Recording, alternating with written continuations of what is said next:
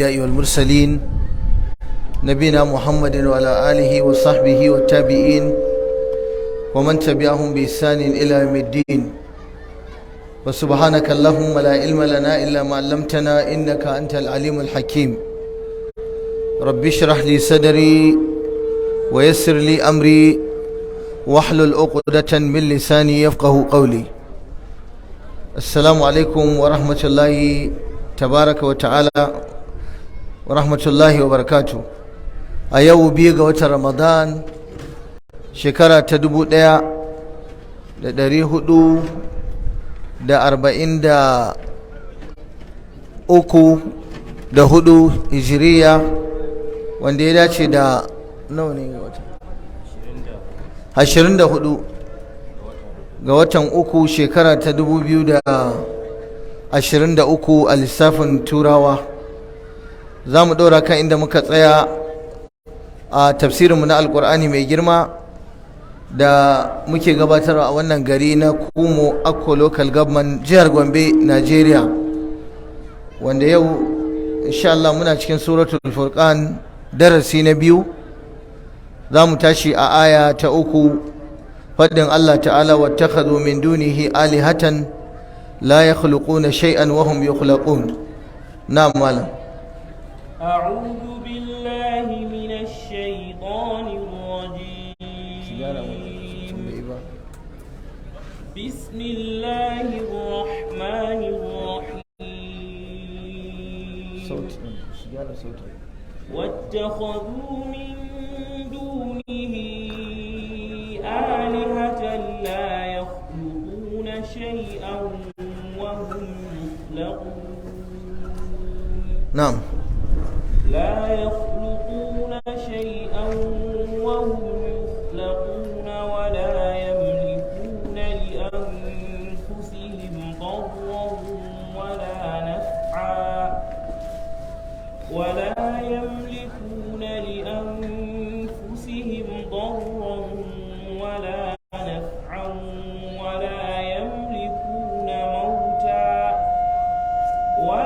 يملكون موتا ولا حياة ولا نشورا. idan za a iya tunawa jiya mun tsaya a faɗin Allah ta'ala wa khalaqa kulla shay'in faqaddarahu taqdira. Allah shi ya halicci komai kuma ya fare shi ihdathan mura'an fihi at-taqdira wat-taswiya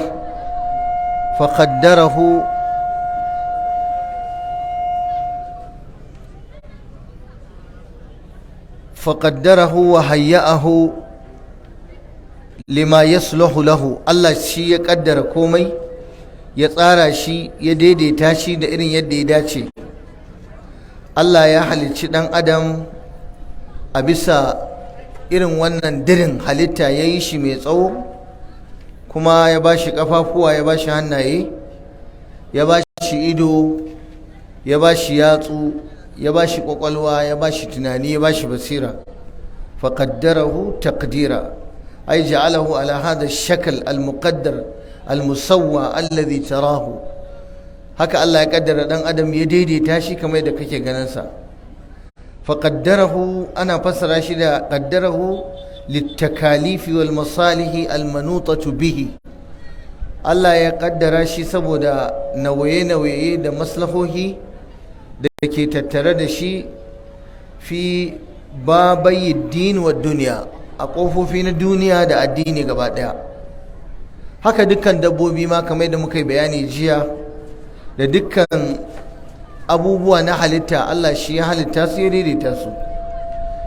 to amma duk da haka sai Allah yake zargin ɗan adam da kuma ɗabi'a ta mushrikai cewa wattakhadhu min dunihi alihatan la yakhluquna shay'an wa hum yukhlaqun.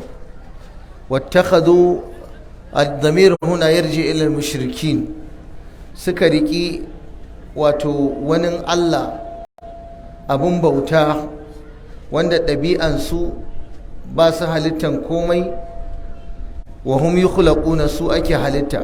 ay wattakhadha haula'i al-mushrikuna ma'budatun batila, waɗannan mushrikai sun riki ababen bauta na barna wanda suke kan bata suna bauta musu ba Allah ba. Duk wanda ya bauta wa wani ba Allah ba ya rike shi a matsayin batil, kuma wannan abin da yake bautawa ba Allah ba la yaqdiru ala khalqi shay'in min al-ashya'i, ba shi da ikon ya halicci wani abu cikin abubuwa kwata-kwata. Shi din ma yana cikin halittun Allah shi a karan kansa. Shi yasa ya ce la yakhluquna, wato ba sa iya yin halitta, ka bautawa abin da baya halitta. Wannan jaryan ne ala i'tiqadil kufari annaha tadurru wa tanfa, saboda su kafirai suna ganin cewa allolinsu nan gumakan suna iya cutarwa, suna iya amfanarwa. To amma sai Allah ya ce la yakhluquna shay'an wa hum yukhlaquna, su ma abin halitta ne. Wala yamlikuna li anfusihim darran wala naf'an, ba sa iya mallakawa kansu cuta, su cutar da kansu ko kuma amfanar da kansu. La yamlikuna daf'a ad-durr an anfusihim kenan, ba sa iya mallakawa kansu korewa cutar abin da zai cuce su. Da wani abu zai zo na kaddara da Allah ya rubuta zai cutar da su, ba za su iya kare kansu ba. Haka kuma jalban naf'i li zawatihim, ba sa iya jawo amfani wa karan kawo kansu. Da mutum zai ga wani abun moriya, wani abun amfani, bai isa ya jawo shi a dole ya same shi ba. Ba sa mallakar mutuwa, ba sa mallakar rayuwa, ba sa mallakar ta da mutane. wala yamlikuna li anfusihim darran wala la yamlikuna li anfusihim darran wala naf'an wala yamlikuna mautan wala hayatan wala nushura.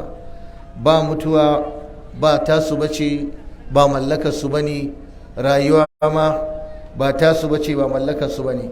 Sannan kuma ba su isa su tayar da wani bayan ya mutu a cikin ainihin kabarinsa ba. Idan mun lura da wannan aya, Allah ya yi mana bayani cewa waɗannan mushrikai sun sifantu da sifofi ne guda 6, abubuwa waɗanda suke guda 6. Duka ɗaya daga cikin wannan dalili ne da ke nuna cewa ka haɗa wani daga cikin waɗannan wajen bauta to ka yi shirka. Abubuwan nan guda 6 su ne sifatul ma'budat min dunillahi kenan. Na farko dai Allah ya gaya mana cewa la takhluqu shay'an wattakhadhu min dunillahi alihatan la yakhluquna shay'an. Sun rike allolin da ba sa iya halittan komai, ma'ana la taqdiru ala khalqi shay. Yanzu a hankalci ya kamata ka bautawa abinda baya iya halittan komai, ko fuffuken kuda ba zai iya halitta ba kuma ka bauta masa. Abu na biyu, su kansu allolin da ake bauta musu makhluqa ne kullaha, su ma halittansu aka yi. Ma'ana khalaqaha khaliqu kulli shay, Allahu khaliqu kulli shay. Allah shine mahalicin komai, shi ya halicci waɗannan alloli da ake bautawa, su ma halittansu aka yi. Abu na uku, la tamliku li anfusiha darran wala naf'an. Waɗannan alloli ba sa mallaka wa kansu su kare kansu da abin da zai cuce su, ciwo ko rashin lafiya ko nan. Haka ba su isa su jawo kansu wani amfani ba. Da abu na 5 da abu na 6, na 4 da na 6, na 4 da na 5 da na 6, la yamlikuna mautan, mutuwa, na 4 kenan. Wala hayatan, ba sa mallakar rayuwa, na 5 kenan. Wala nushuran, sannan kuma ba sa iya mallakan tada wani abin wato da ya mutu bayan ya mutu, wai a ce su tashe shi, ba za su iya tashinsa ba.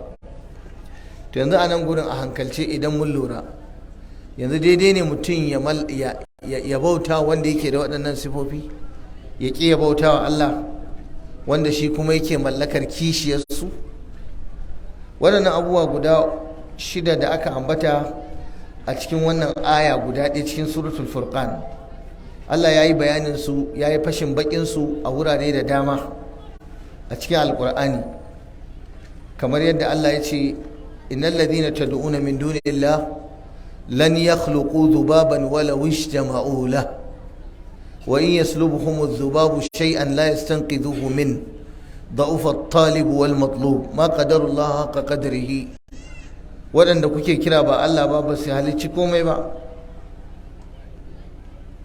komai ba su iya halitta ba, ƙuda ma ba sa iya halitta. yanzu wanda bai halicci ƙuda ba, kuma da za su yi tarayya wala wujita ma'ula, da za su yi tarayya su haɗu gaba ɗayansu akan halittan ƙudan nan, wallahi ba za su yi ba. Allah ce walladhina yad'una min dunihi la yakhluquna shay'an wa hum yukhlaqun amwatun ghayru ahya wa ma yash'uruna ayyana yub'athun. a wata ayar, wanda ake kira ba Allah ba a halittan komai, su ma halittan ake yi, matattu ne ba rayayyu ba. wa ma yash'uruna ayyana yub'athun. a cikin suratu fatir Allah ya ce qul ara'aytum shuraka'akum alladhina tad'una min dunillah أروني ماذا خلقوا من الأرض أم لهم شرك في السماوات أم آتيناهم كتابا فهم فيه على بينة منه بل إن يعيد الظالمون بعضهم بعضا إلا غرورا. شئت معنا آير tana nuna mana waɗanda kuke mai da su abokanan tarayyar Allah, tad'una min dunillah, kuna kiransu ba Allah ba, ku faɗi abin da suka halitta a bayan ƙasa, babu, ba su halicci komai ba. a wani wurin a cikin suratul luqman Allah ce hadha khalqullah fa aruni madha khalaqa alladhina min dunihi bal adh-dhalimuna fi dhalalin mubin. ga dai halittan Allah, ku nuna min abinda suka halitta ba Allah ba, ma'ana abinda su ne suka halitta ba Allah ne halitta ba. idan akwai shi babu shi. a wata ayar a cikin suratul aqaf Allah ce qul ara'aytum ma tad'una min dunillah أروني ماذا خلقوا من الأرض أم لهم شرك في السماوات إيتوني بكتاب من قبل هذا أو أثارة من علم إن كنتم صادقين ومن أضل ممن يدعو من دون الله من لا يستجيب له إلى يوم القيامة وهم عن دعائهم غافلون وإذا حشر الناس كانوا لهم أعداء وكانوا بإبادتهم كافرين. waɗannan da kuke bautawa ba Allah ba, ku faɗa me suka halitta, to ya za ku rinka bauta wa abinda la yakhluquna shay'an wa hum yukhlaqun. ma ashatuhum khalqa as-samawati wal ard wa la khalqa anfusihim wa ma kuntum muttakhidhal mudillina aduda. a cikin wata surar ba su iya halittan komai ba, Allah bai sa su shaida ba lokacin da zai halicci sammai da ƙasai, ba su isa ba, amma wai a zo ana bauta musu ba Allah ba. Qur'ani a cike yake da bayanin rashin halaccin bauta wa wani bayan Allah tabaraka wa ta'ala. shi yasa ya bayani wato a cikin wasu ayoyin a alkur'ani ya bambance tsakanin wanda ya halitta da wanda bai halitta ba. yanzu da wanda ya halitta da wanda bai halitta ba yanzu ɗaya ne. ya ayyuhan nasu ubudu rabbakum alladhi khalaqakum, ya ku mutane ku bauta ubangijin da ya halicce ku. yanzu gunkin da kuke bautawa, kabarin da kuke bautawa, ra'ayin da kuke bautawa, san zuciyar da kuke bautawa sun halitta, su suka halicce ku. afaman yakhluqu kaman la yakhluq afala tadhakkarun. yanzu wanda ya halitta da wanda bai halitta ba duk ɗaya ne. am ja'alu lillahi shuraka'a khalaqu ka khalqihi fatashabaha al-khalqu alaihim qul illahu khaliqu kulli shay'in wa huwa al-wahidul qahhar. yanzu Allah za ku sanya wa abin tarayya, kuna raya cewa suna halitta kamar yadda Allah yake halitta? a'a, wallahi ba su isa ba. ayushrikuna ma la yakhluqu shay'an wa hum yukhlaqun. yanzu shirka kuke ku hada Allah da abubuwan da ba su halicci komai ba, su ma kansu halittarsu aka yi. wannan duk yana nuna mana ba daidai ba ne da wanda ya halitta da wanda bai halitta ba. sannan waɗannan alloli da ake bauta musu ba Allah ba, su ma Allah ne ya halicce su. yanzu a cikin suratul nahl Allah yana cewa walladina yad'una min dunillahi la yakhluquna shay'an wa hum yukhlaqun. a wani gurin ayushrikuna ma la yakhluqu shay'an wa hum yukhlaqun, da sauran ayoyi masu tarin yawa da suke kan wannan ma'ana.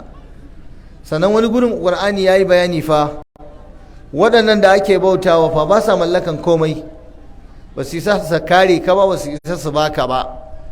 su ma ba su isa su kare kansu ba. in wani abu zai cutar da su wallahi ba su isa su hana ba. qul man rabbus samawati wal ardi qulillah qul afattakhadhtum min dunihi awliya'a la yamlikuna li anfusihim naf'an wala darra. ya za ku riki wani ba Allah ba wanda baya iya mallakan cutarwa ko amfanarwa. ayushrikuna ma la yakhluqu shay'an wa hum yukhlaqun wa la yastati'una lahum nasran wala anfusahum yansurun. ba za su iya taimakon ku ba kuma ba za su iya taimakon kansu ba. yanzu mai bautawa kabari wanda zai je gindin kabari ko dai ya kira shi da sunan shehu ko ya kira shi da sunan wali ko ya kira sunan kabarin nan da sunan wani bawan Allah.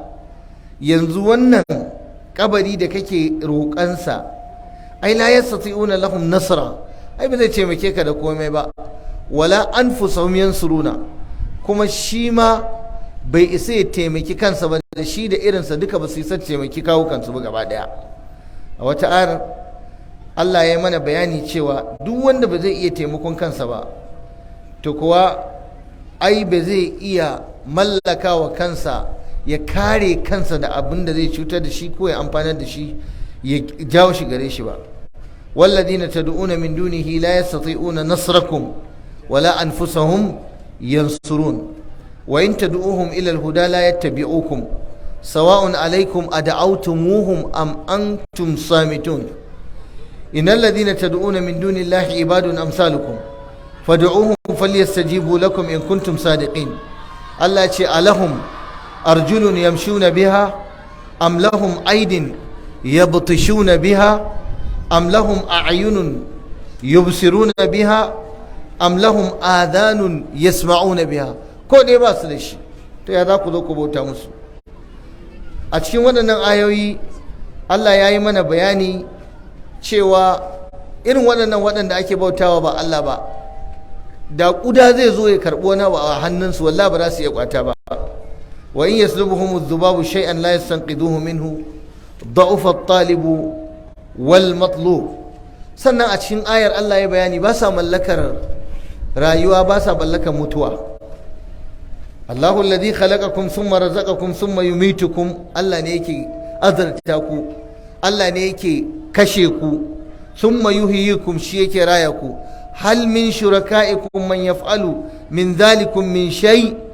a cikin allolin nan naku shin akwai wanda yake iya aikata wannan abun? akwai shi mai yin wannan ba Allah ba? subhanahu wa ta'ala amma yushrikun. da haka wannan yana nuna mana cewa waɗannan alloli da ake bauta musu ba su iya mallakan ɗaya daga cikin waɗannan abubuwa, kamar yadda ba sa iya mallakan rayuwa. amittakhadhu alihatan min al-ardi hum yunshirun. ya za ku riƙe wasu alloli a bayan ƙasa wanda su kansu idan sun mutu tashinsu za a yi, ba su mallakan mutuwa ba rayuwa. qul hal min shuraka'ikum man yabda'u al-khalqa thumma yu'idu qul illahu yabda'u al-khalqa thumma yu'idu. duk wannan ayoyi ne a cikin alqur'ani. wai akwai waɗanda suke faran halitta su kammala ta a cikin allolinku? Allah ne yake fara halitta yake kammala ta. wa ma kana li nafsin an tamuta illa bi idnillahi kitaban muajjala. Allah ne yake kashe mutum, shine yake sa lokacin da zai kashe mutum. walan yu'akhkhira Allahu nafsan idza jaa ajaluha. ashe ajalin dan adam a hannun Allah yake tabaraka wa ta'ala. inna ajalallahi la'at, kuma inna ajalallahi idza jaa la yu'akhkhar. lalle lokacin Allah da ya kaddara idan ya zo ba a jinkirtawa. kaifa takfuruna billahi wa kuntum amwatan fa ahyakum, kenan Allah ne yake rayawa. thumma yumitukum, kenan Allah ne yake kashewa. thumma yuhyikum, sannan ya dada raya ku a kaburrukanku ko kuma bayan kaburrukanku ku tashi a kiyama, kenan aikin Allah ne. qalu rabbana amattana ithnatayn wa ahyaytana ithnatayn fa'tarafna bi dhunubina fahal ila khurujin min sabil. duka wannan aikin Allah ne tabaraka wa ta'ala. Allah ce wala yamlikuna li anfusihim darran wala naf'a. ba sa mallaka wa kansu wato daf'a dar, haka kuma wala jalba nafa, su kore wa kansu cuta su kuma jawo wa kansu wani amfani. kamar da Imam al-Qurtubi ya faɗa a cikin tafsirinsa, Allah ya masa rahama. Wasu suka ce abinda aya take nufi la yaqdiruna an yadurru anfusahum, ba su isa su cutar da kawukansu ba ma, aw yanfa'uha, ko su taimaki kawukansu bi shay'in da wani abu. Duk da fassara ta farko ita ce azhar, ita ta fi fitowa fili. Sannan a ƙarshe Allah ya ce wala nushura, ba sa mallakan nushur. An nushur a larabci yana iya zuwa da ma'ana guda biyu, ko dai ya zama masdar ne na nashara as-sulasi al-muta'addi, kaman a ce nashara Allahu al-mayyita yanshuruhu nasharan wa nushura, ko kuma ya zama masdar ne na nashara al-mayyita yanshuru nushuran, kenan ya zama lazim. Al-mayyit din shine fa'il na wato nashara. Anan kalmar nushura tana zuwa da luga kamar haka, ko dai ka ce ansharahu, wannan ruba'i kenan bil hamza, ko yanshuruhu bi dhammil ya, insharan shi kuma za a ci.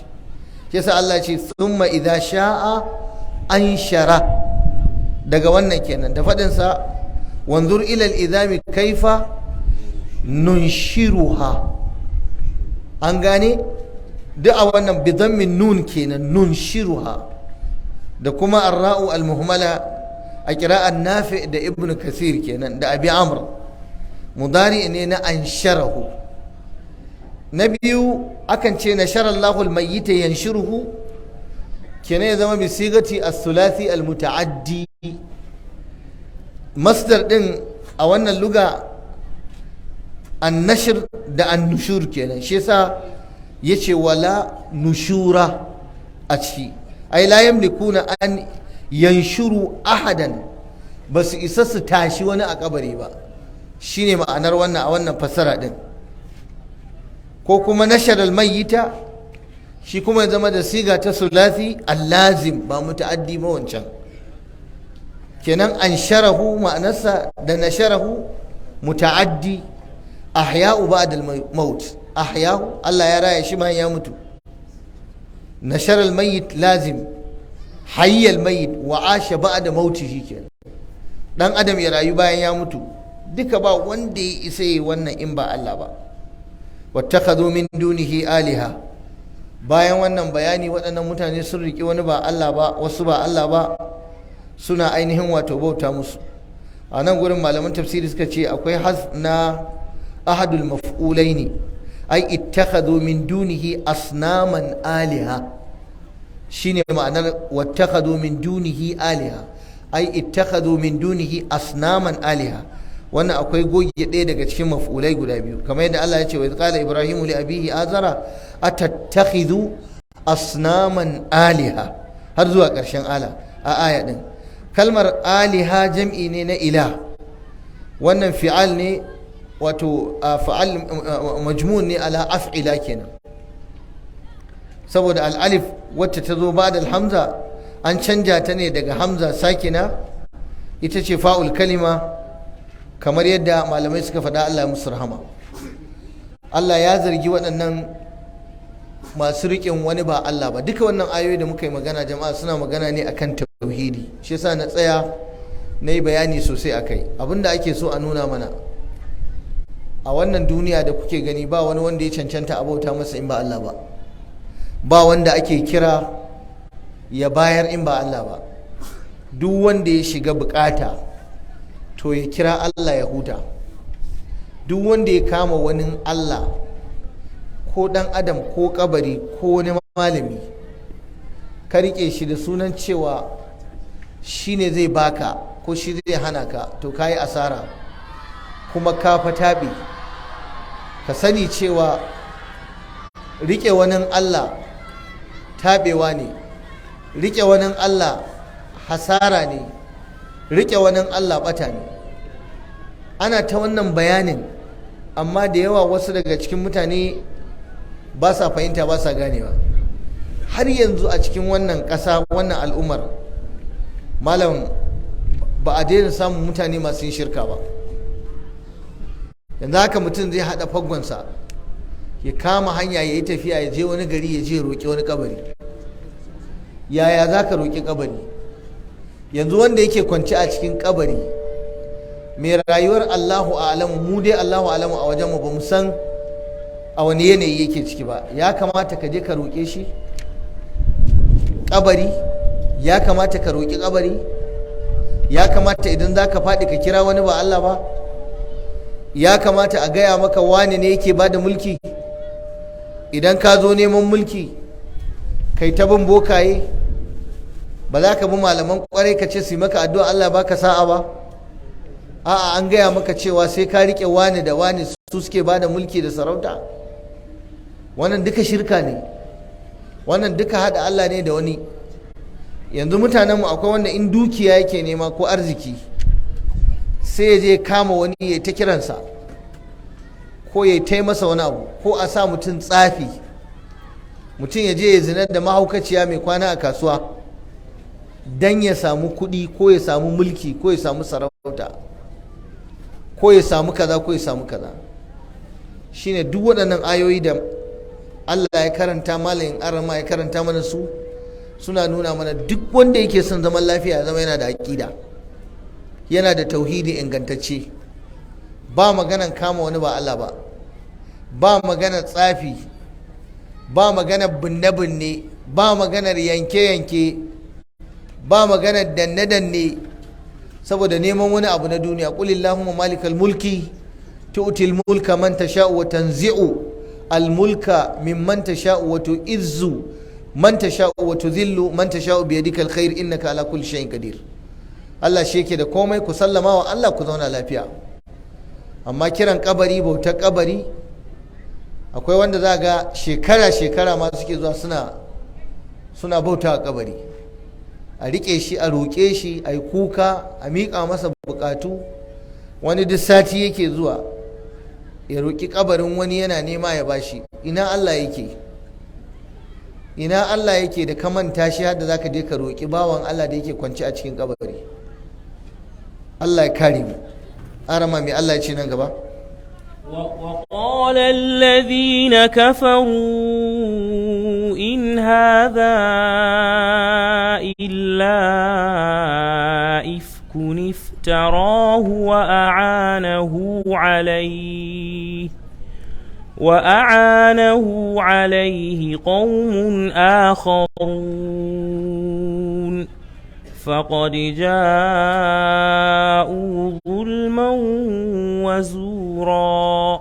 sai Allah ya ci gaba da yi mana bayani dangane da abin da waɗannan kafirai, Allah ka raba mu da kafirci, suke faɗa. Wa qala alladhina kafaru in hadha illa ifkun iftara wa a'anahu alayhi qaumun akharun. Lalle waɗanda suke kafirai suna faɗa cewa in hadha, ai wannan ƙur'anin ba wani abu bane face ƙarya ce, annabi ya ƙirƙire ta, wal iyazu billah. Kuma wasu suka taimake shi wajen yin ƙaryar. Wa a'anahu alaihi qaumun akharun, ma'ana wasu mutane suka taimaki annabi akan yin ƙaryar, wal iyazu billah.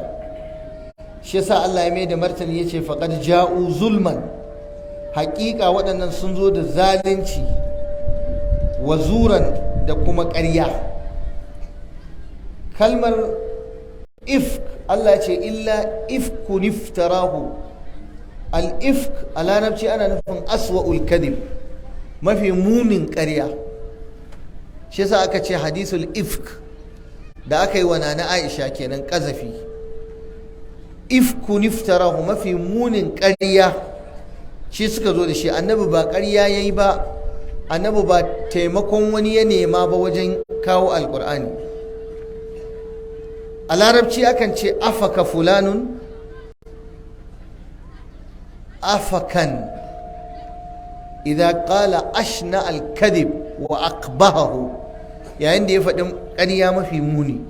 Sai kalmar zura, kalmar zur ana nufin tahsinul batin, abin da yake mummuna ne sai ka gyara shi ka mai da shi mai kyau. Duk inda aka ce zur ana nufin abin da yake wato mummuna ne sai ka gyara shi ka mai da shi kyakkyawa. An ciro shi ne daga zawwar at-tazawwur, kamar shine karkata daga kan daidai a koma kan kuskure. waɗannan kafirai sun faɗa dangane da sha'anin alkur'ani mai girma da Allah ya saukar wa manzon Allah sallallahu alaihi wasallam, ma hada alquran illa kadibun wa buhtan. Ai wannan alkur'ani ba komai bane face ƙarya ne, annabi ya kirkire shi. Wannan ɗaya daga cikin munanan maganganu da waɗannan kafirai suke faɗa ga wannan musulunci, cewa wannan alkur'ani ƙarya ne. Yanzu su kafiran nan da kuke gani suna ganin wannan ƙur'anin fa ƙarya ne, manzo Allah ne ya kirkire shi, ya faɗa ƙarya kawai daga gare shi, kuma ya nemi taimakon wasu maƙaryata, wai in ji su qaumun akharuna suka taimaka masa. A wata riwayar wasu suka ce kafirai ne suna cewa wai annabi ya nemi taimakon yahudawa wajen zuwa da alkur'ani, ko kuma wasu su irin su Addas ko kuma Huwaitib ibn Abdul Uzza da malaman tafsiri suke kawo, irin su Yasar maula al-Ala ibn al-Hadrami da Abi Fukaiha, shi ma yana ciki, ar-Rumi kenan. faqad ja'u, lalle Allah ya ce wannan magana da suka zo da ita ƙarya ce, zalunci ne kuma ƙarya ne. Ja'u zulman wa zura, kenan da'awar cewa alqur'ani kirkirarsa aka yi, da'awar cewa alqur'ani manzan Allah ne ya zauna ya hakaito shi, ya haɗa kai da wasu mutane suka taimaka masa. Wannan magana ce ta ɓatanci ga shi alƙur'anin, kuma magana ce ta sukan musulunci, kuma magana ce ta rugurguje addinin ma gaba ɗaya. Don duk wanda ya raya cewa alƙur'ani ƙirƙirarsa aka yi, to ya nuna kawai aikin banza musulmi suke, wal iyazu billah. Shi yasa Allah tabaraka ta'ala ya ƙaryata waɗannan kafirai cewa ƙarya suka yi, su ne suka ƙirƙiri ƙarya, amma ba annabi ba. Daman suna faɗa, Allah ya ce wa ajibu an ja'ahum mundirun minhum wa qala al-kafiruna hadha sahirun kadhab. Su mamaki suke, ya za a yi Allah ta da wani mai gargadi a cikin su. Kafirai suka ce wannan mutumin maƙaryaci ne, matsafi. Kenan an gaya manzon Allah sahir, mai tsafi ne, kadhab kuma makaryaci ne. Wa idza baddalna ayatan makana aya wallahu a'lamu bima yunazzil qalu innama anta muftar bal aktharuhum la ya'lamun. Da fadin Allah a wata ayar, bal kadzabu bil haqqi lamma ja'ahum fahum fi amrin marij. Allah ya shaida sun ƙaryata gaskiya da ta zo musu, shine alqur'ani. wa kadzaba bihi qaumuka wa huwa al-haqq qul lastu alaykum biwakil. Mutanenka sun ƙaryata shi, alhali qur'ani gaskiya ne, inji Allah tabaraka wa ta'ala. Ayoyi da yawa a cikin alqur'ani da Allah ya tabbatar da shi wannan alqur'ani gaskiya ne, kuma ya tabbatar cewa kirkirar wannan zance suka yi, su ne suka kirkira, ba manzon Allah ne wato ya kirkira ba. walaqad na'lamu annahum yaquluna inna ma yu'allimuhu bashar lisanu alladhi yulhiduna ilayhi ajamiyun wa hadha lisanun arabiyyun mubin. Allah ya ce ai mun riga mun sani, suna cewa ai wani ne yake koya wa Muhammadu, ba Allah ba. Shine Allah ya ce a ƙarshe, faqala in hadha illa sihirun yusar, a wata aya sun ce ai wannan qur'ani tsafi ne kawai, tsafi ne annabi yake ruwaito shi kawai. in hada illa qaulul bashar, a wani gurin suka ce ba komai bane qur'anin nan, face kawai maganar mutum ne, ba magana Allah bane. kamar yadda suka ce a wani gurin, wali yaqulu darasta, duka ƙaryata qur'anin ne. faqad ja'u zulman wa zura, sun zo da zalunci, sun zo da ainihin wato ƙarya.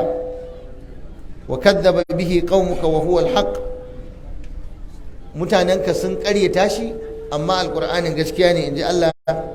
Ana jajjada mana ƙarshen wanda ya wannan. Allah ya ce sa'uslihi saqar wa ma adraka ma saqar la tubqi wa la tadhar. Allah tabaraka wa ta'ala yayi bayani a cikin alqur'ani a wani gurin la tasabanna alladhina yafrahuna bima ataw har zuwa ƙarshe, mana bima fa'aluhu, irin abin da suka aikata na munantawa shari'a, na munantawa manzon Allah, na mummunan zato gare shi da kirkire, wannan abun Allah zai bashi, Allah bai zai bar shi ba. da ƙarshe suka ce wa qalu asatirul awwalin iktatabaha. Na'am, wa qalu asatirul awwalin iktatabaha fahiya tumla alayhi bukratan wa asila قل أنزله الذي يعلم السر في السماوات والأرض إنه كان غفورا رحيما. وقالوا سكتي أساطير الأولين اكتتبها، أي ودنن ayoyin alqur'ani tatsuniyoyi ne na mutanen farko. Duka dai abin da suke ta faɗa ne qur'ani yake maimaita mana. Ayoyin alqur'ani asatirul awwalin tatsuniyoyi ne na mutanen farko. Iktatabaha da manzon Allah ya nemi wato ya rubuta ko a rubuta masa. Kalmar iktatabaha ai katabaha li nafsihi wa akhadaha, ya rubuta wa karan kansa, ya ɗauka yake yaɗawa a duniya. Fahiyar tumla alaihi, ana masa shiftarsu. Tumla alaihi daidai yake da tulka ilaihi. A nan Allah ya mana bayani cewa waɗannan kafirai har yanzu abin da suke faɗa ƙur'ani tatsuniya ne, kuma ba Allah ne ya aiko ba, annabi ne ya je rubuta da kansa kawai.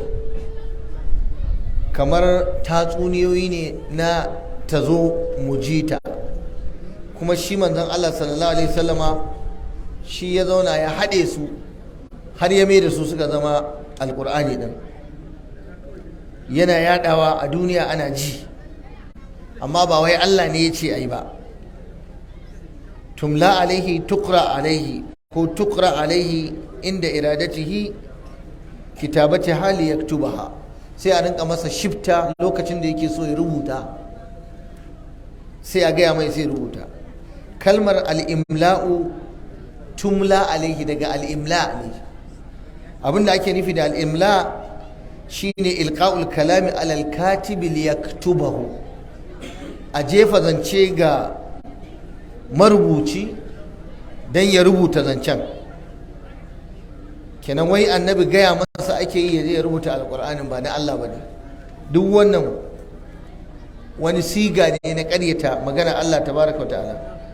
Kamar yadda Allah ce falyaktub wal yumli lilladhi alaihi alhaq, kuma suka ce bukuratan wa asila, ana masa wannan ne farkon rana shine bukura, asil ƙarshen rana, safiya da maraice.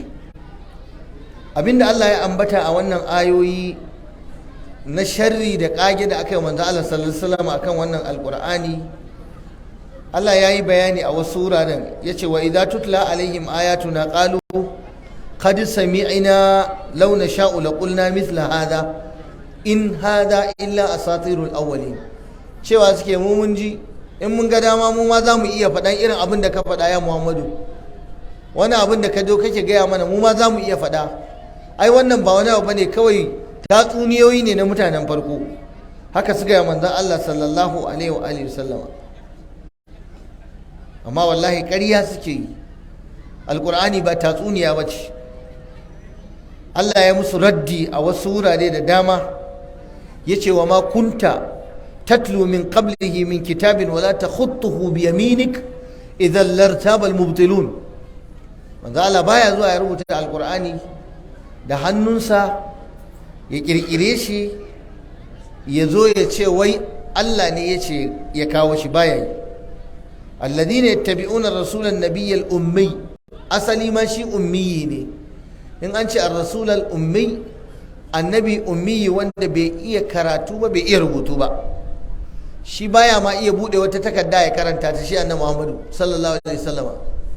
kuma bai iya rubutu ba har ya bar duniya. Shi hakan ɗaukaka ce a gare shi, ni da kai kuma ci baya ne, rashin iya karatu da rubutu. Amma manzo Allah bai iya karatu da rubutu ba. Ka san dan me? Dan kada a ce ai ya iya rubutu, wannan Qur'ani ma zuwa ya je ake gaya masa yake rubuto shi. Shi yasa aka ce bai iya ba. Ko karatu a'a zuwa yake je karanto a wasu takaddu na da, to bai ma iya ma karatun ba sallallahu alaihi wa sallama. Da haka waɗanda suka yi imani da shi shine ar-rasul annabiy al-ummi, wanda ummi ne, la yufsidu al-qira'a wala al-kitaba, bai iya karatu ba, bai iya ma rubutu ba. Shine Allah ya ce da su qul anzalahu alladhi ya'lamu sirra, gaya musu cewa wanda yake ya san sirri shine Allah. Na'am, ya san bayyana ma, ba ma sirri kaɗai ba, Allah tabaraka wa ta'ala. Gaya musu wanda ya san sirri shine ya saukar da alkur'ani, masanin sirrin sammai da kasai gabaki daya. Kamar yadda Allah ya ce qul nazzalahu ruhul qudsi min rabbika, gaya musu mala'ika ne ya saukar da waɗannan ayoyi daga ubangijinka tabaraka wa ta'ala. Qul man kana aduwwan li jibrila fa innahu nazzalahu ala qalbika bi idhnillah. Jibrilu ne ya saukar da shi akan zuciyarka da izinin Allah tabaraka wa ta'ala.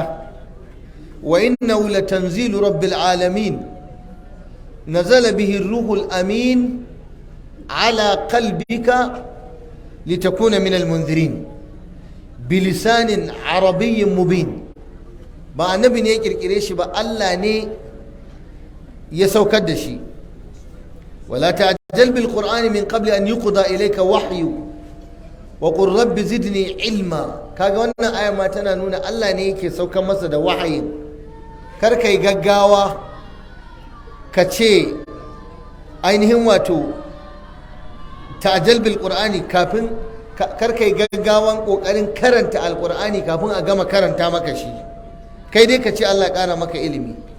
la tuharrik bihi lisanaka lita'jala bihi inna alaina jam'ahu wa qur'anahu fa idza qara'nahu fattabi' qur'anahu thumma inna alaina bayanahu.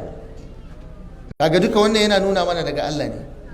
fala uqsimu bima tubsirun wa ma la tubsirun innahu laqawlu rasulin karim wa ma huwa biqawli sha'ir qalilan ma tu'minun wala biqawli kahin qalilan ma tadhakkarun.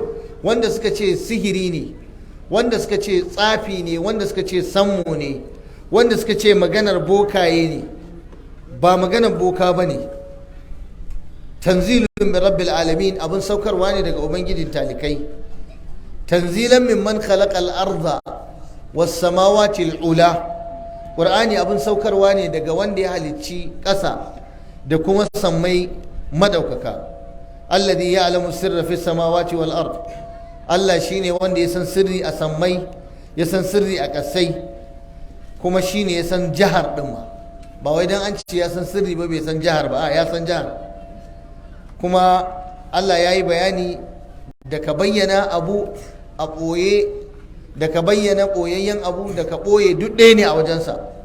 Zancen zuci da na fili da wanda zai ihu da wanda zai shiga ya ɓoye ya faɗa duk ɗaya ne a wajen Allah. wa in tajhar bil qawli fa innahu ya'lamu sirra wa akhfa wa sirru qawlakum aw ijharu bih innahu alimun bi dhati sudur.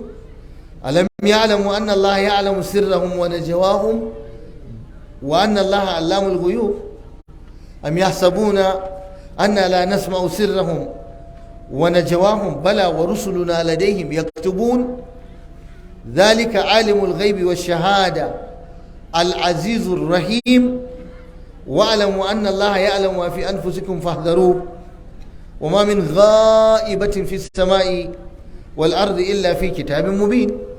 Duka waɗannan ayoyi gaba ɗaya suna nuna mana Allah shine masanin sirri, shine kuma masanin bayyane. innahu kana ghafurar rahima, lalle Allah ya kasance mai gafara ne kuma mai jin kai. Imam Ibn Kathir ya ce huwa du'a'un lahum ila taubati wal inaba. Wannan aya kira ne zuwa ga bayi masu aikata wannan mummunan ɗabi'a su tuba su koma zuwa ga Allah. Kuma ya ba su labari cewa shi Allah ɗin rahamarsa yalwatacciya ce, rahamarsa mai faɗi ce, kuma Allah yana da juriya, Allah yana da rangwame. Duk abubuwan da suka yi gaba ɗaya ce shi mai gafara ne, mai karɓan afuwa ne idan an nemi ya yafe ɗin. Kuma duk wanda ya tuba, duk da ya yi ƙarya, duk da ya ƙirƙiri sharri, inda ya tuba Allah zai yafe masa tabaraka wa ta'ala. Sun yi wa Allah ƙarya, sun ce Allah ɗayan uku ne, sun yi wa Allah ƙarya kafirai, sun ce Allah yana da ɗa, sun yi wa Allah ƙarya, sun ce ƙur'anin nan tsafi ne, sihiri ne. laqad kafara alladhina qalu inna Allaha thalithu thalatha.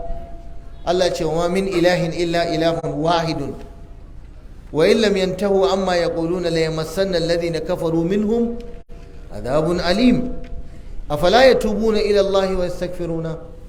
Ka duba abin da suka yi wa Allah, suka yi shirka, amma Allah ce ba za ku tuba ku nemi gafara ba, wallahu ghafurur rahim. A wata ayar Allah ce innal ladhina fatanu mu'minina wal mu'minat thumma lam yatubu falahum adhabu jahannam. In ba su tuba ba, gashi sun fitini mu'minai maza da mata, amma in ba su tuba ba suna da azaba ta jahannama, falahum adhabu jahannam wa lahum adhabul hariq. Imam al-Hasan al-Basri yake cewa unzuru ila hadha al-karam wal jud. Dan Allah ku duba wannan karamci, ku duba wannan kyautayi. Qatalu awliya'ahu, kafiran nan sun kashe waliyan Allah, annabawan Allah, bayin Allah. Wa huwa yad'uhum ila at-taubati war rahma. Amma duk da haka Allah da yake mai tausayi ne, mai jin kai ne, yana kiransu zuwa ga tuba kuma zuwa ga rahama. Haka Ibn Kathir ya kawo waɗannan bayanai a cikin tafsirinsa. Allah tabaraka wa ta'ala ya gaya mana duk wani wanda yake na laifi, ya yi laifi, ya tuba. Walil ladina kafaru in yantahu yughfar lahum ma qad salaf.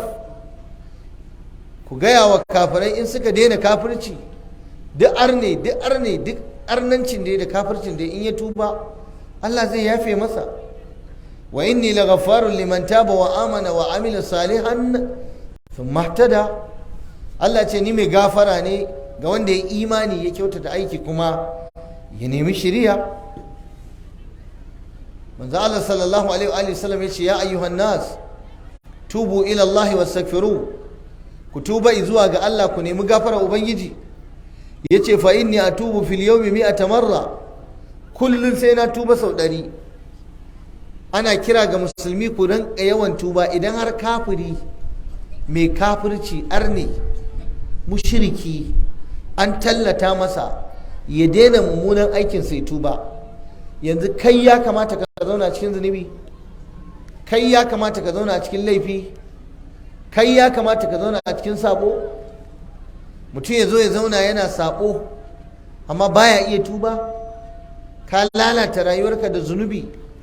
Kai ne ƙarya, kai ne munafurci, kai ne zamba cikin aminci, kai ne yaudara, kai ne cin amana, kai ne tozartar da iyalinka, kai ne cin mutuncin iyayenka, kai ne shiga hakkin makocinka, kai ne danne hakkin abokinka. Abubuwa duk na rashin gaskiya ka tara wa kanka, amma baka iya zama a masallaci kai istighfari na minti 30. Astaghfirullah da ake yi bayan an gama sallar farilla ma wallahi baka iya tsayawa kai. Ana gama sallah kamar an soke ka da allura, put zaka tashi ka miƙe. Ina zaka je? Ba mamaki waya zaka je ka duba. Wannan wayar da in ka mutu wullar da ita za a yi, bara a kai ka da ita kabarinka ba. Ka tuba. Sahabbai suka ce wallahi muna zaune a gaban annabi sallallahu alaihi wa sallama, kafin mu tashi daga majalisi wallahi muna je na istighfari sama da guda 70. dan Allah mu gaya wa kanmu sau nawa muke wa kanmu wurdi na istighfari. Ya ku yan uwa ahlus sunna, da aka ce kada a yi zikiri na bid'a, to akwai fa zikiri kuma na sunna. Duk mai tsoron Allah, duk wanda yake so ya gamu da Allah lami lafiya, to za ga yana mai da hankali akan zikiri azkar wanda ya zo a shari'a. Akwai zikirin da ake na safe, akwai na yamma, akwai addu'ar shiga masallaci, akwai addu'ar fita, akwai addu'ar kwanciya bacci, akwai addu'ar farkawa, akwai salatin annabi da ake yi, salatin annabi bila adadin, na neman a samu kusanci da Allah da kusanci da manzon Allah ran tashi alƙiyama. Yace inna aqrabakum, wanda yafi kowa kusanci da ni a cikin ku a matsayi ranar tashi alƙiyama, yace aktsarukum alayhi salatan, wanda yafi yawan yi min salati a cikin ku. Don Allah ka binciki kanka, kana cikin masu yawaita yi wa annabi salati? Kana yi wa manzon Allah salati? In an kira sunansa kana cewa sallallahu alaihi wa alihi sallam? Koko ba ka yi? Koko surutu ka fi iyawa? Koko duba wayarka ita ce a gabanka? Ka taba zama kana istighfari? Kana tuba zuwa ga Allah da Allah cewa bil ashari hum yastaghfirun? Bayan Allah na kwarai a lokacin sahur suke istighfari, suke tuba? Kana yi? Wallahi idan mutum baya tuba wata rana zai sha mamaki, sai dai mutuwa ta zo ta riske shi kwatsam. Wallahi sai dai ka ji ana marrabuka wa dinuka, waye ubangijinka kuma waye mai addininka. A lokacin za ka yi da na sani, a lokacin za ka ciza yatsa. Allah nan ma mai kafiran nan suka ƙara cewa ne bayan ƙaryata Qur'ani. وقالوا ما لهذا الرسول يأكل الطعام ويمشي في الأسواق لولا أنزل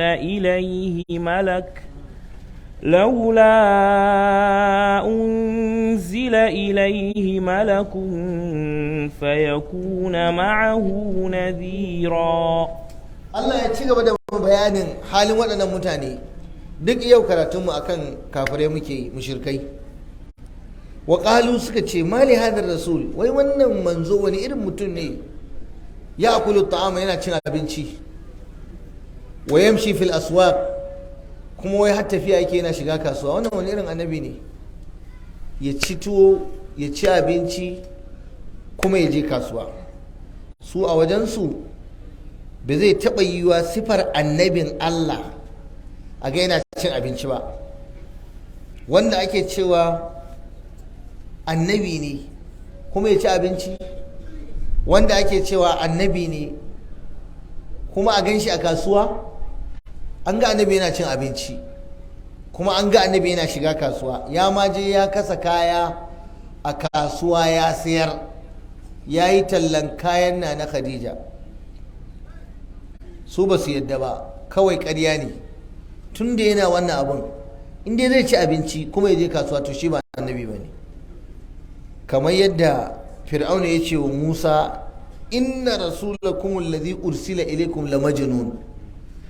Lallai wannan manzon da aka turo muku, kaje fa yadda Fir'auna ya ce manzon da aka turo muku, ma'ana ban da shi, ya ce la majnuna, wallahi mahaukaci ne. La ilaha illallah.